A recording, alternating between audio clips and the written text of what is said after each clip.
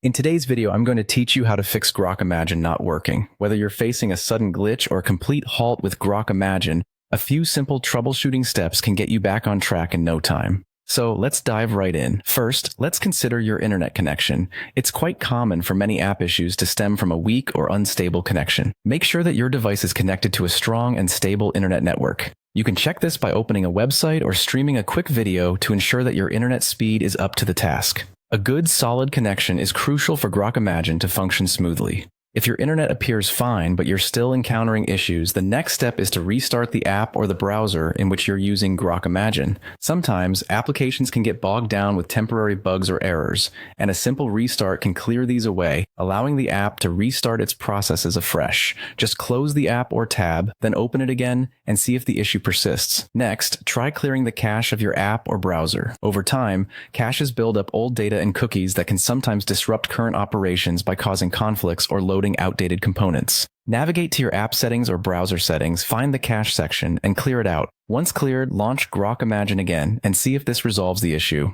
For those of you who use VPNs, ad blockers, or browser extensions, try disabling them temporarily. These tools, while incredibly useful for privacy and managing ads, can sometimes block necessary elements of web applications, like Grok Imagine, from functioning properly. By turning them off just for a moment, you'll be able to determine whether these are causing any interference.